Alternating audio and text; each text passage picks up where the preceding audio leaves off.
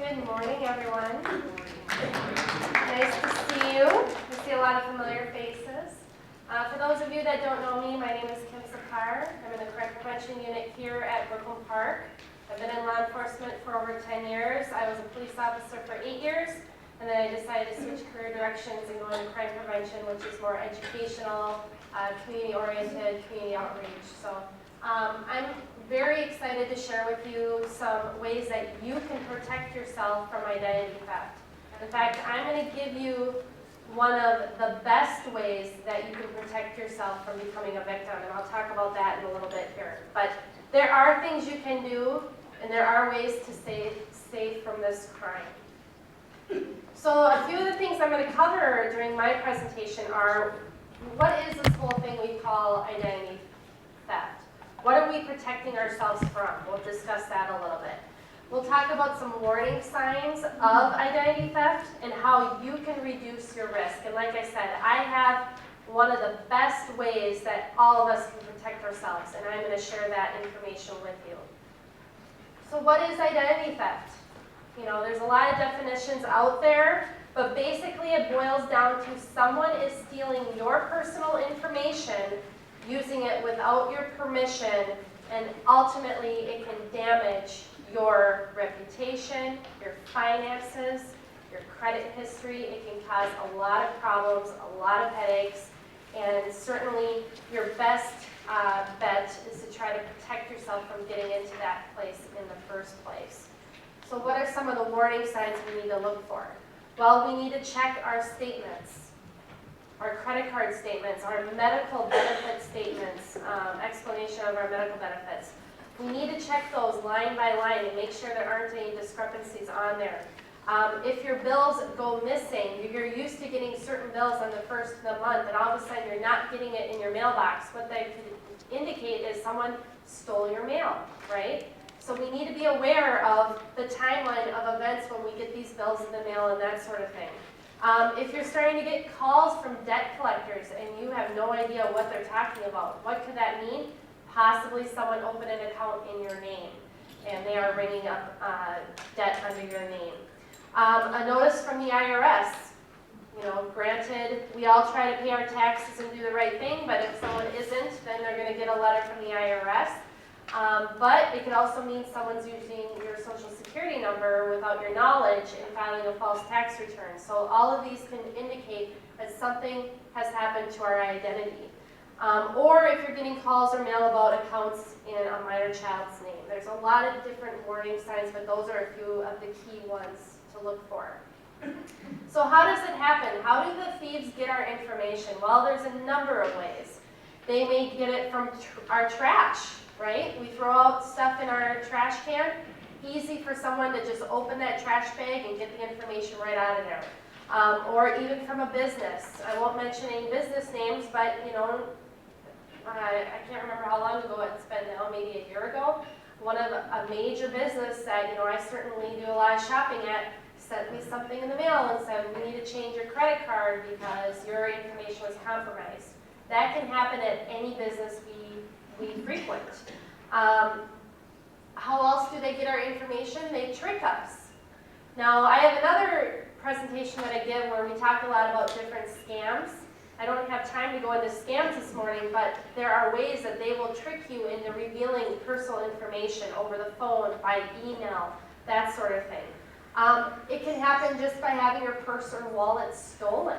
So if you're leaving your purse in the car and someone breaks into your car, all of a sudden they have access to that information that way. It can be a variety of ways. Scams, like I said, there's tons of them out there. So there are many ways that these thieves are taking information from people. So how do we reduce our risk? We need to make it a habit, almost like buckling our seatbelt. We need to take care of our personal information, and we have to have good habits. It's almost like locking our doors at night. I'm going to show you a short video that will explain a little bit more on how to take care of your personal information.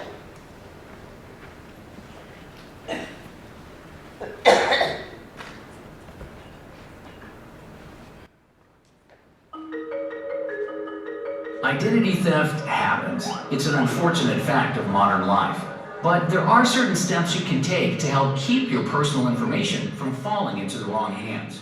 Every day you do things to protect what's most important to you. And you know what? You do them almost automatically. Routine things like looking both ways before you cross, brushing your teeth, and buckling your seatbelt. Another routine to get into is keeping tabs on your identity and personal information. Here are 5 easy ways you can do it. Read your credit card and bank statements carefully and often. Know your payment due dates. If a bill doesn't show up when you expect it, look into it. Read the statements from your health insurance plan. Make sure the claims paid match the care you got. Shred any documents with personal and financial information. Review each of your 3 credit reports at least once a year. It's easy and it's free. And before you know it, protecting your personal information can be as routine as locking your doors at night.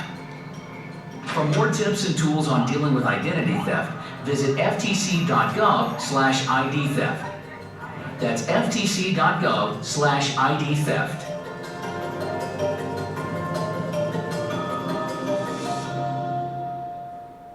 That is an excellent online resource that I would recommend to all of you to take time and look at the Federal Trade Commission's website. Lots of good information on there. In fact, 2 of the handouts you received on identity theft and what to do if your identity is stolen, this is going to help you step by step if you do find yourself in a situation where all of a sudden fraudulent activity has been happening on your accounts. If you lose these or need more information, you can visit the Federal Trade Commission website. Like I said, lots of great information on there. So the real meat and potatoes of what I want to tell you about is a credit freeze. How many of you have heard of a credit freeze? A few of you. How many of you currently use credit freeze on your accounts? Consider it. It's one of your best protections against identity theft. Now, is there a 100% guarantee in life? No. But this will protect your existing accounts. Or actually, I'm sorry, this will protect accounts from being opened in your name. It won't protect your existing accounts. You know, if someone gets a credit card, let's say, that you already have, and they ring up charges, it won't protect you necessarily from that. But it will protect people from opening new accounts in your name if you put credit freezes on your accounts. So this is also known as a security freeze.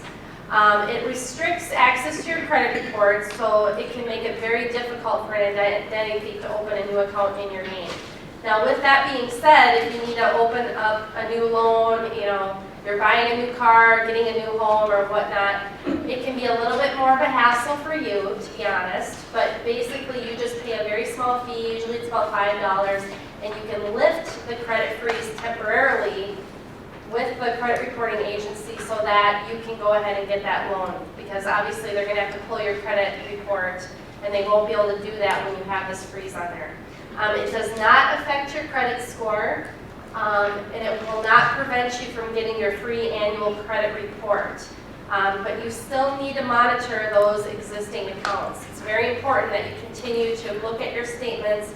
You're pulling that credit report, you know, maybe once, 3 times a year and checking it to make sure everything looks good on there. So how do you get the credit freeze? You need to contact each of the credit reporting companies. There are 3 of them: Equifax, Experian, and TransUnion. I put the phone numbers up there, but you can actually do this online as well. If you're very comfortable with the internet, you're comfortable going online, you can certainly do it over the internet. But they are going to need your name, your address, your date of birth, your social security number, personal information. There are small fees, and they usually range between $5 and $10. But basically, you put a freeze with each of those agencies. So that is what you do, and like I said, it can protect you from having people open new accounts in your name. I'll stay on this slide for a moment. Go ahead. Those phone numbers are different than the numbers in this book. I noticed, I'm just wondering if those are right or the ones in the book are right. These should be accurate. It's possible that maybe they have more than one number. I would assume your books are accurate as well, since that is their publication. So maybe go off the publication I did try to verify everything, but I would go off the publication. Okay? So after your freeze request, each of these companies are going to send you a confirmation letter, and it's going to have a unique PIN number. You need to keep that in a safe place. Obviously, you're going to need that if you have to lift the freeze on your credit.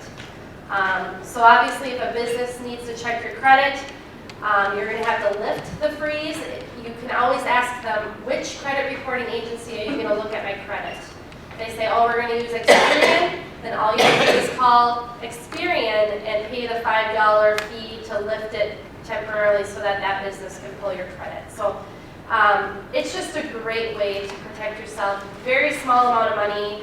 You're not paying a monthly fee or a yearly fee. You're paying a small fee, and basically, until you need to lift it, you're going to be protecting yourselves in quite a significant way. There are 3 types of fraud alerts that they do offer that are free.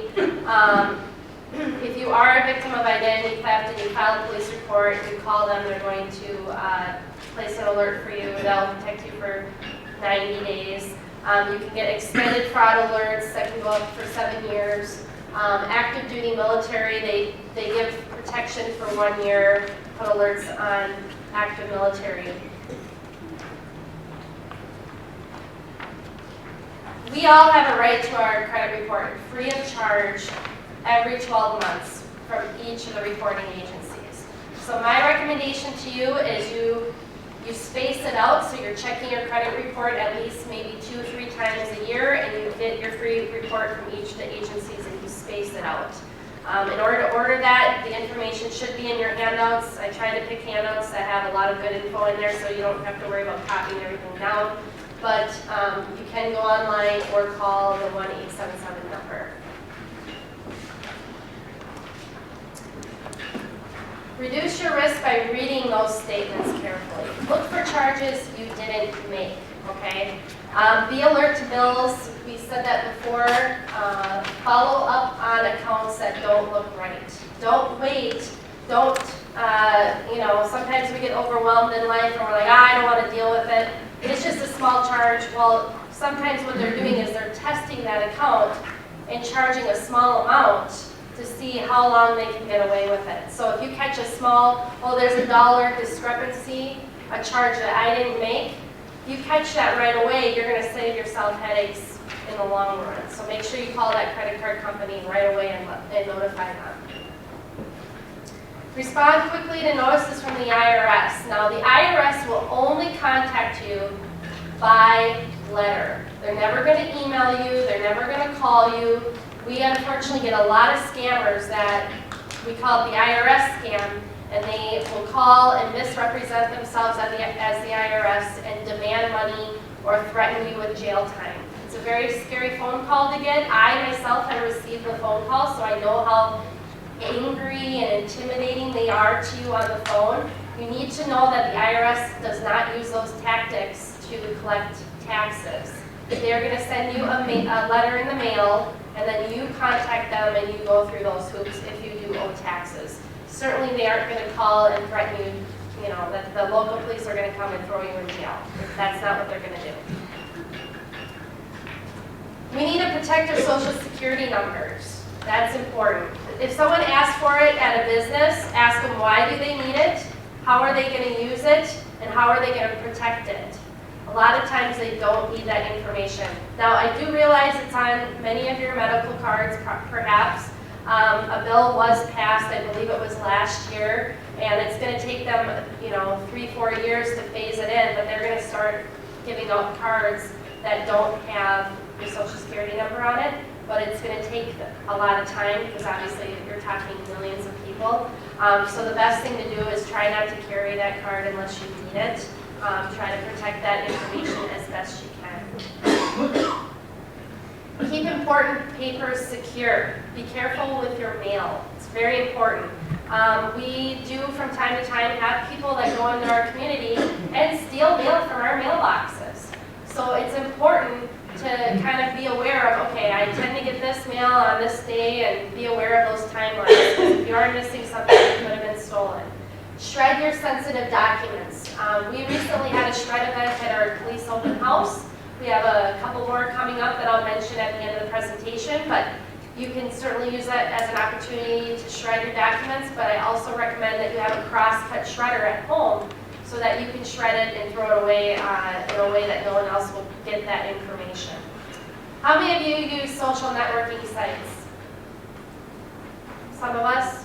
Be careful about oversharing information. For instance, you're going on vacation. You're posting, oh, I'm in Florida, I'm having a great time.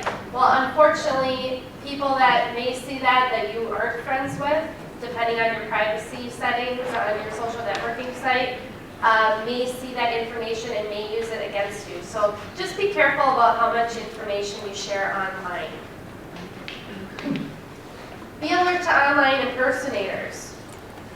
Sometimes you may get an email and it may look like a legitimate email from your bank, and they're asking you for your information because they said your account is compromised. Please know that that's probably a fraudulent email. If you are concerned about an account, call the number that you know of the bank or credit card company and verify with them directly what the situation may be or may not be. Don't click on links in your emails that you don't recognize. Unfortunately, there's a lot of viruses and malware that can happen and ruin your computer or make it very costly for you to get it fixed. So you need to be very careful about any links and emails that you click on, especially if it doesn't look like someone you know sent you the information. How do you protect your computer? How many of us are computer gurus in here? Oh, we have one. I notice I am not putting my hand up. I have a buddy, one of my old partners, and he's very computer savvy, and he helped me get my computer with, antivirus software and all that good stuff. If you know someone in your life that's good at that, please have them help you get the anti-spyware and the firewall protection and all the protections your computer needs to get it safe for you to use. If you are using passwords for different accounts, make sure you're using strong passwords. I know it's been said a number of times, but we all want to get lazy and we just want to use, password 123 or something very easy. Don't do that, because if it's easy for you and, if we all tend to think of that same word, well, someone up to no good could potentially use that and gain your information. Make sure that your computer is up to date. Unfortunately, when you do get antivirus software and you get it all safe, or so you think, it's something that needs to be updated on a periodic basis. So make sure if you know someone in your life that can help you with that, or you may have to pay a fee to a company to help you get that going as well. Protecting your computer, be wise about Wi-Fi. If we go to, let's say, a coffee shop and we use their free Wi-Fi, that can potentially open up your phone or your laptop computer to anybody else that wants to see your information. Just need to be very careful about using free Wi-Fi. So if someone has stolen your identity, what do? You need to act fast to limit the damage, first of all. And you need to take steps immediately. And this really will walk you step by step through what you should do. The FTC is a great resource. I'm going to show you a short video on what you should do if you become a victim. What to do if you are a victim of identity theft? If your identity's been stolen, the FTC is the right place to learn how to set things straight. Here are 3 steps to take. First, call one of the nationwide credit reporting companies. Ask them to put a fraud alert on your credit report. This means businesses must confirm that you are you before they extend credit in your name. The alert is a roadblock in the path of an identity thief, and it's just one phone call away. Second, order free copies of your credit report from each of the nationwide credit reporting companies. Third, complete the complaint form at ftc.gov/complaint. This creates an identity theft affidavit, which helps you file a police report. Keep records of your calls and copies of your documents. You'll use them later on. For more tips and tools on dealing with identity theft, visit ftc.gov/ID theft. That's ftc.gov/ID theft. So that short video kind of helps take the mystery out of, okay, what do I do? Because until you go through it, you may not have a clue, where do I start? You're going to feel overwhelmed. There's a variety of emotions that are going to come into play. So you need to know where to start. So if it is stolen, first you're going to place an initial fraud alert on your credit report, like the video stated. You can contact any of the 3 credit reporting agencies and get that ball rolling. Step 2 is you're going to order those credit reports. Contact each of the 3 credit reporting companies. You should get those for free because identity theft victims get copies of those for free. You will need a police report number, generally speaking, and you need to look through those reports carefully and take note of any errors. And then you're going to create that identity theft report. So you go on to the FTC's website, you fill out the FTC affidavit, and you file a police report with your local police department. Let's say you believe your identity was stolen in Wisconsin, you live here in Brooklyn Park. Brooklyn Park will still take the information even though it didn't happen necessarily in Brooklyn Park. They will take the information and give you either incident ID number or a case number for that. So basically, the identity theft affidavit through the Federal Trade Commission plus your police report is in effect your identity theft report. Now, while you go through all this, like I said, this will guide you, and hopefully no one will have to use this or have to share this with anybody you know. But you need to take good notes of who you've talked to, when you've talked to them. Keep a good log or journal of people you've spoke with so that you have all that information.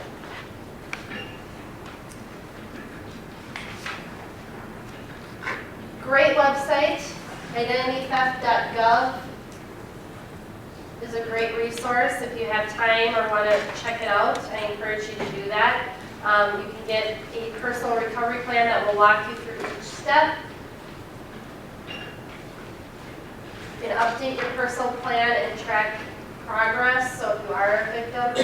And they also provide all the pre-printed letters and so forth that you need to send to businesses or credit agencies and that sort of thing. So they're really trying to help identity theft victims make this process easier and not so hard to get through. Because it really can take a series of months, sometimes depending on the damage done. Again, a great resource. So you file an identity theft complaint with FTC. You can learn more by going to either ftc.gov or by calling the 1-877-ID-THEFT. You can learn more about identity theft on the FTC's website, and all of the information I had was provided free of charge from the FTC, so if you know a group that can benefit from these handouts, maybe a senior living facility or so forth, they can actually order these free of charge from the FTC. So I encourage you to share that information with others as well. One last note, I want to mention that we have a free document shredding event Saturday, October 8th. I know that's a ways off, but it gives you the summer to gather up the stuff that you want to get rid of. Or you can actually head over to Crystal, Minnesota.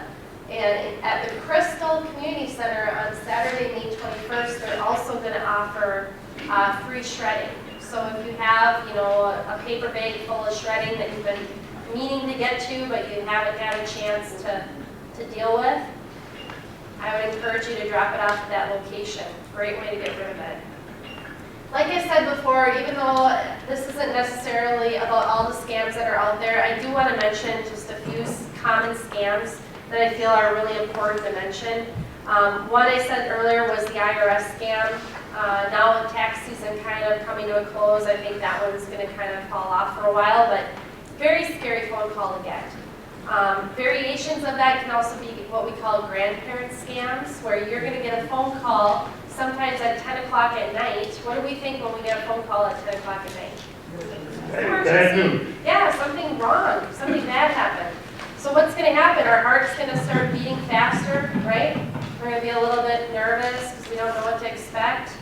And they're preying on that, on those reactions that we have. And they may misrepresent themselves as a family member and tell you that, hey, I'm in jail, or I've been in a horrific car accident, and I need bail money, or I need money to get back home. And trust me, they are convincing. They are very distraught over the phone, and they're going to tell you to wire them money or send them green dot cards. So you need to be very, very careful of those phone calls. Another scam that I actually was just talking to one of our sergeants about this is if we suffer a loss in our family. You know, obviously it's a very vulnerable time in our lives because we're sad, we have a variety of emotions, and we have a funeral for our loved one. Well, unfortunately, that information we put in the paper to share with family and friends can also be used by the scam artist against us. So now they know family member names, they know when the funeral is going to be, right? They have all this information that can be used against us. So if you are going to a funeral for a family member and your house is going to be unattended, I encourage you to tell a trusted neighbor what is going on so they can kind of keep watch while you're gone.